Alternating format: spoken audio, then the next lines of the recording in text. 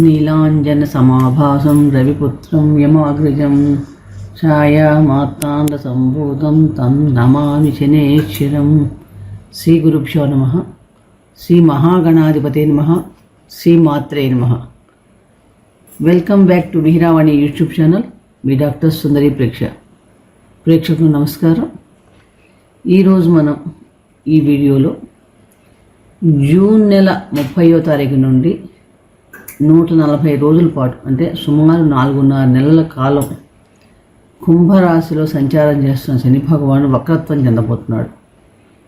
ఈ శని భగవానుడు అంటేనే మనందరికీ తెలుసు కర్మకారకుడు, అంటే కర్మని అనుభవింపజేసేవాడు.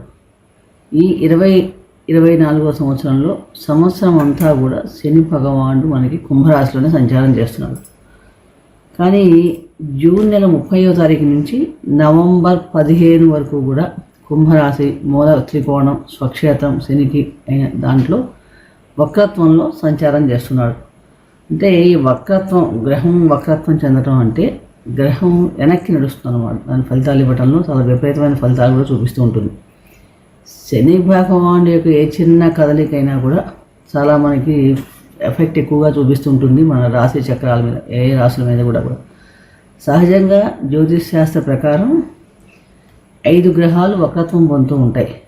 శని, గురు, కుజ, బుధ, శుక్రాలు ఈ వక్రత్వం పొందుతూ ఉంటారు ఎప్పుడప్పుడు. రవిచంద్రులు మటుకు వక్రత్వం పొందరు. రాహు, కేతులు మటుకు ఎప్పుడు వెనక్కి నడుస్తూ ఉంటాయి. అంటే గ్రహం ఏ భావం నుంచి వక్రత్వం పొందుతుందో ఆ భావం ఫలితాలు దెబ్బతింటాయి, పూర్తిగా ఇవ్వలేదన్నమాట. వెనకాల ఉన్న రాశి యొక్క ఫలితాలు కూడా ఆ భావం యొక్క ఫలితాలు కూడా ఇవ్వడం జరుగుతూ ఉంటుంది సహజంగా. అంటే ఏ రాశిలో సంచారం చేసినా ఆ భావం యొక్క ఫలితాలు ఇవ్వడంలో ఇబ్బందులు కూడా ఏర్పడుతూ ఉంటాయి అన్నమాట. కాబట్టి శని వక్రత్వానికి అందులో ముఖ్యంగా చాలా ఇంపార్టెంట్ ఉంటుంది. ఎందుకంటే శని భగవాన్ అంటేనే మనకి కర్మకారుడు, మనందరికీ తెలుసు. ఈ సహజంగా శని గమనం ఎప్పుడు చాలా నెమ్మదిగా ఉంటుంది. అంటే మందుడు అని కూడా అంటూ ఉంటాం. అంటే శని ఒక్కొక్క రాశిలో 2.5 సంవత్సరాల పాటు ప్రయాణం చేస్తూ ఉంటాడు, సంచరిస్తూ ఉంటాడు. అన్నిటికంటే చాలా స్లో మూవింగ్ ప్లానెట్ అన్నమాట. మిగిలినవన్నీ గురువు 1 ఇయర్, రాహుకేతులు 18 నెలలు ఉంటే శని భగవాను మడుగు 2.5 సంవత్సరాల పాటు ఒకే రాశిలో సంచారం చేస్తూ ఉంటాడు. అంటే ఒక రాశి నుంచి మళ్ళీ సంచారం రావడానికి 30 ఏళ్ళు పడుతుంది అన్నమాట ఆయనకి. ఈయన సంచారం చేసే సమయంలోనే సహజంగానే ఏలినాటి శని కొన్ని రాశుల వాడికి ఎప్పుడైతే ఒక రాశి నుంచి కొంతమందికి ఏలినాటి శని ఏర్పడుతుంది, కొంతమందికి అర్ధాష్టమ శని, అష్టమ శని, గండక శని, ఇట్లా రకరకాల శని సమస్యల వల్ల బాధపడుతుంటారు. ఎందుకంటే కర్మకారుడు కర్మను అనుభవింపజేస్తాడు. అలాగే శని దశ నడుస్తున్న వారికి కానీ కూడా ఈ ఫలితాలు ఎక్కువగా ఉంటాయి. శని గోచారంలో నడిచే విధానాన్ని బట్టి కూడా వ్యక్తిగతంగా శని దశ నడుస్తుంటే కనుక దాని ఫలితాలు కూడా చాలా ఎక్కువగా ఉంటాయి. ఇప్పుడు కుంభరాశిలో మనకి 4.5 నెలల పాటు, అంటే జూన్ 30 అంటే జూలై, ఆగస్టు, సెప్టెంబరు, అక్టోబర్ 4 నెలలు, నవంబర్లో 15 రోజులు, అంటే 4.5 నెలల పాటు మనకి కుంభరాశిలో ఉన్న శని గమనం వక్రత్వంలో నడుస్తూ ఉంటుంది. ఇలా వక్రత్వం చెందినప్పుడు సహజంగానే అన్ని రాశుల మీద కూడా ప్రభావం ఏర్పడుతూ ఉంటుంది. ఇప్పుడు మనం తులారాశి వారికి ఈ వక్రత్వం వల్ల ఎటువంటి ఫలితాలు ఉంటాయి, ఈ వక్రత్వం చెందడం వల్ల మీరు ఎటువంటి నియమాలు పాటించాలి, ఎటువంటి పరిహారాలు చేసుకుంటే కనుక మంచి ఫలితాలు పొందగలుగుతారు అని అనేక విషయాలు మనం ఈ వీడియో తెలుసుకునే ప్రయత్నం చేద్దాం. తులారాశి అంటేనే మనందరికీ తెలుసు, చిత్త 3-4 పాదాల్లో జన్మించిన వారు, స్వాతి నక్షత్రం 4 పాదాల్లో జన్మించిన వారు, విశాఖ 1, 2, 3 పాదాల్లో జన్మించిన వారి తులారాశి అవుతుంది. రాశ్యాధిపతి శుక్రుడు. అంటే ఈ తులారాశి వారికి శని చతుర్థ భావాధిపతి, పంచమాధిపతిగా ఉంటాడు అన్నమాట.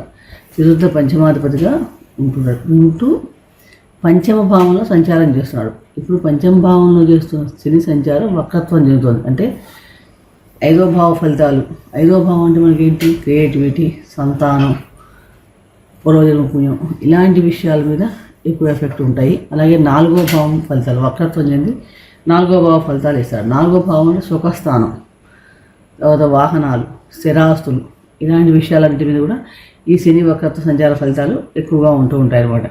అంటే ఈ తిరోగమనం చెందడం వల్ల శని భగవానుడు ఈ సమయంలో తులారాశి వారికి కొంచెం వాళ్ళ భవిష్యత్తు మీద కానీ ఫ్యూచర్లో ఎలా ఉండబోతుంది మనకి భవిష్యత్తు కొంచెం ఆందోళన ఎక్కువగా ఉంటుందని చెప్పవచ్చు. కెరీర్ పరంగా చూస్తే కనుక ఈ సమయంలో వీరికి కొంచెం ప్రయత్నాలు చాలా గట్టిగా చేస్తే తప్ప ప్రయత్నాలు ఫలించడానికి కొంచెం అవకాశాలు తక్కువగా వస్తాయి. అంటే కొంచెం సుఖస్థానం చతుర్థ స్థానం అంటేనే మనకి అర్ధాష్టమ శని దోషం అంటాం కదా, అలాంటి ప్రభావం కూడా ఎక్కువగా ఉండే అవకాశం ఎక్కువగా ఉంది. తర్వాత ఒక్కొక్కసారి కొంచెం అంటే గతం కంటే కూడా కొంచెం ఇబ్బందులు ఏర్పడటం విషయం కూడా ఎక్కువగా ఉంటుంది. కళత్రానికి సంబంధించిన సుఖస్థానానికి సంబంధించిన బంధువులకు సంబంధించిన గృహకు సంబంధించిన విషయాల్లో కొంచెం ఆందోళన ఎక్కువగా ఉంటుంది. అలాగే స్థిరాస్తులు కొనుగోలు విషయాల మీద కొంచెం జాగ్రత్త వహించాలి. ఈ సమయంలో వీటి మీద కొంచెం మనకి మన ఆస్తి విలువ తగ్గిపోవడం కానీ కొంచెం నష్టం జరగటం కానీ ఇలాంటివి కూడా మనకి ఎక్కువగా అనిపిస్తుంది. ఆర్థికంగా కూడా ఏ పని చేద్దామన్నా కొంచెం లేట్ అవటం అన్నమాట. శని ఎప్పుడైనా కూడా డిలే చేస్తుంటాడు, డినై చేయడు కానీ డిలే చేస్తుంటాడు. అలాగే వృత్తిపరంగా మనం చేసే ప్రయత్నాలు కానీ మనం చేసే ఫలితాలు కానీ తొందరగా గుర్తింపు పొందడానికి లేట్ అవ్వటం, మనం చేసే పనులు అన్నిటికీ వెలుగులోకి రాకపోవడం, టైం పట్టడం, ఇలాంటివన్నీ కూడా దానివల్ల మానసికంగా కొంచెం చింతపడటం కూడా ఎక్కువగా జరుగుతుంటుంది. అలాగే వ్యాపార రంగంలో వ్యాపారం చేస్తున్న వాళ్ళకు కూడా సరైన సమయాల్లో మీ తీసుకునే నిర్ణయాలు సరిగ్గా అందుబాటులోకి రావడం కొంచెం లేట్ అవుతూ ఉంటుంది. అంటే మొత్తం మీద చూస్తే ఏంటంటే ఆర్థిక పరంగా మీరు ప్లానింగ్ సరిగ్గా చేసుకోకపోతే కొంచెం నష్టాలు వచ్చే అవకాశం ఎక్కువగా ఉంది. అలాగే దీనివల్ల శనికి మనకి తెలుసు ఎప్పుడు కూడా 3వ దృష్టి 10వ దృష్టి విశేషమైన దృష్టిలు ఉంటాయి. అలాగే 7వ దృష్టి కూడా ఎక్కువగా ఉంటుంది. దీనివల్ల ఏంటంటే మీ ఎదుర్కొనే సంబంధాల విషయాలు కానీ వ్యాపార సంబంధం కానీ జీవిత భాగస్వామితో కానీ కొంచెం సంబంధాల విషయాలు కొంచెం తగాదాలు వివాదాలు ఏర్పడే అవకాశం రావడం, ఈగో క్లాషెస్ తలెత్తడం ఇలాంటివన్నీ కూడా ఎక్కువగా ఉంటూ ఉంటాయి. అలాగే ఆరోగ్య విషయంలో కూడా చాలా జాగ్రత్త వహించాలి. పిల్లల ఆరోగ్య విషయంలో కూడా ఎక్కువగా మన సంతానానికి ఆరోగ్య సంబంధమైన ఖర్చులు పెట్టాల్సి రావడం ఇలాంటివన్నీ కూడా మనకి ఆందోళన ఎక్కువగా కలగజేయడానికి అవకాశం ఎక్కువగా ఉంది. కాబట్టి ఈ సమయంలో చాలా జాగ్రత్తగా ఉండాలి.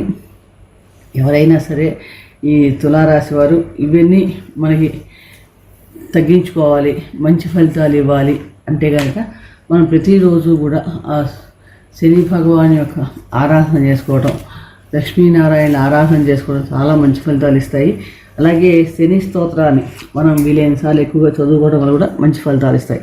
సహజంగా శని భగవానికి నామాలు మనకి 10 నామాలు ఉంటాయి. ఈ శనేశ్వర ప్రీతికర నామాలు రోజు స్మరించుకోవడం ఏమయ్యా అంటే శనేశ్వర, యమ, కోణ, పింగళ, బొబ్రు, కృష్ణ, రౌద్ర, అంతక, సౌరి, మంద ఇవి శనేశ్వర నామాలు అన్నమాట. ఈ నామాల్ని మనం రోజు స్మరించడం కానీ నమస్తే కోణ సంస్థాయ పింగళాయ నమోస్తుతే, నమస్తే బొబ్బు రూపాయ కృష్ణాయ చ నమోస్తుతే, నమస్తే రౌద్రదేహాయ నమస్తే చాంతకాయ చ, నమస్తే యమసజ్ఞాయ నమస్తే శౌర్యే విభు, నమస్తే యమసజ్ఞాయ శనేశ్వర నమోస్తుతే, ప్రసాదం మమ దేవేశ దీనస్య ప్రణతస్యత అనే ఈ శ్లోకాన్ని రోజు కనీసం 3 సార్లు కానీ 7 సార్లు మీ శక్తిని బట్టి మీకున్న సమస్యను బట్టి కూడా మనం చదువుకోవడం చాలా మంచి ఫలితాలు ఇస్తుంది.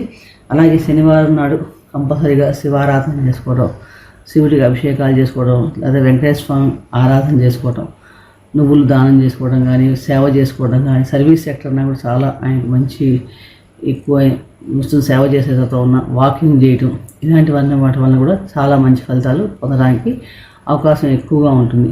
వీలైనంత వరకు ఆందోళన పడకుండా ఉంటాం. ఈ 145 రోజులు కూడా మనం ఆ శని భగవాన్ని ఆరాధన చేసుకుంటే ఈ సంవత్సరంలో ఈ వక్ర సమయంలో ఏర్పడే దుష్ఫలితాల నుంచి మనం చాలా మటుకు తగ్గించుకోగలుగుతాం అన్నమాట.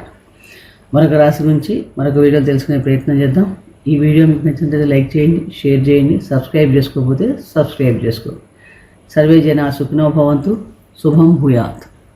దేహాయ నమస్తే చాంతకాయ చ, నమస్తే యమసజ్ఞాయ నమస్తే శౌర్యే విభు, నమస్తే యమసజ్ఞాయ శనేశ్వర నమోస్తుతే, ప్రసాదం మమ దేవేశ దీనస్య ప్రణతస్యత అనే ఈ శ్లోకాన్ని రోజు కనీసం 3 సార్లు కానీ 7 సార్లు మీ శక్తిని బట్టి మీకున్న సమస్యను బట్టి కూడా మనం చదువుకోవడం చాలా మంచి ఫలితాలు ఇస్తుంది.